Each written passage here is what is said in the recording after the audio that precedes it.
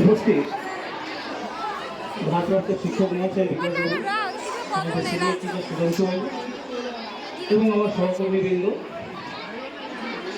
এবং B Ed training teacher, আমার প্রিয় ছাত্রছাত্রী যারা সামনে উপস্থিত আছে,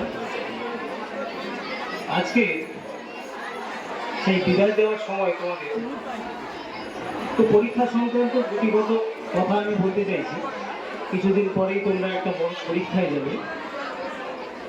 যারা মাধ্যমিক দেবে তারা তো প্রথম বড় পরীক্ষা, আর যারা উচ্চ মাধ্যমিক দেবে তারা দ্বিতীয় বড় পরীক্ষায় যাচ্ছ। যারা মাধ্যমিক তো দিয়েছো তারা জানো যে পরীক্ষার চাপটা কতটা বা কীভাবে নিতে হয়। তোমাদের চাপটা একটু অন্যরকম।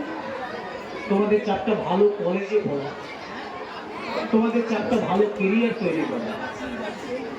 সে তুলনায় মাধ্যমিকের চাপটা একটু অন্যরকমভাবে একটু ভাবতে হবে।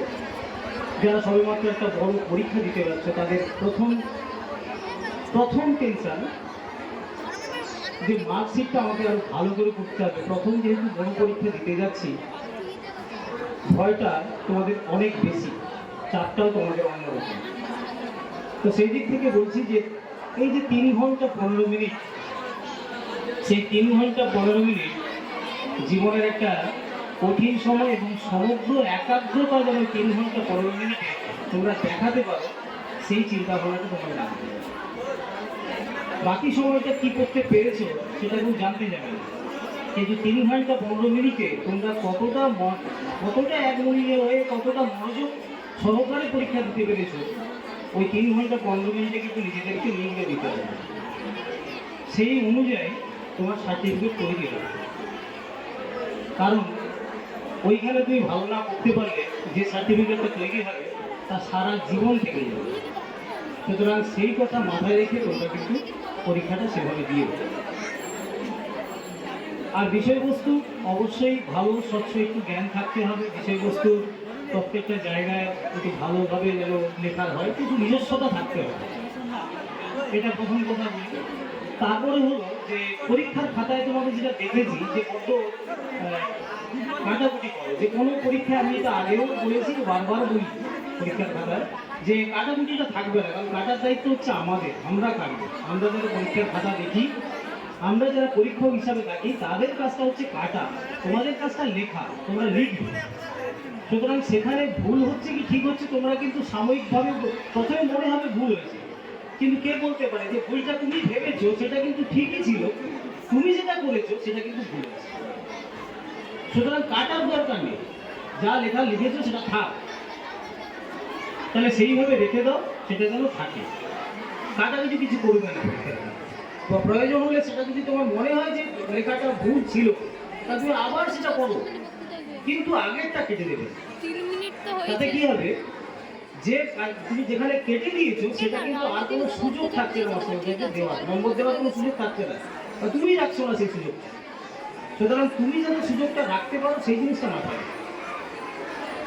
আর খাতার ডান দিকেই রাফটা করবে। যদি কোনো শর্ট কোশ্চেন করো, সেই কোশ্চেনগুলো রাফ যেন ডান দিকেই থাকে, এই জিনিসটা দেখবে। কারণ রাফটা ডান দিকে দেখলে আমরা অভ্যস্ত, মানে ডান দিকে দেখতে একটু আমরা অভ্যস্ত, না হলে পেজ উল্টে দেখতে হয় বারে বারে। খাতার সৌন্দর্যটা রাখা একটু দরকার তোমাদের। একদম প্রথমের দিকে পেজগুলোতে যেন সুন্দরভাবে থাকে, পরে তো তাড়াহুড়ো হয়, সুন্দর করার জায়গা থাকে না। প্রথমে একটু সৌন্দর্যটা একটু সময় নিয়ে লিখবে। আর শর্ট কোশ্চেনগুলো শুরুতে না করাই ভালো। শর্ট কোশ্চেনগুলো না করে একটু বড় কোশ্চেনগুলো প্রথমে করবে, তারপরে তোমাদের একটা জ্ঞান তৈরি হবে, একটা ধারণা তৈরি হয়ে যাবে বিষয়বস্তু সম্পর্কে, তারপরে তোমরা শর্ট কোশ্চেন করতে পারবে।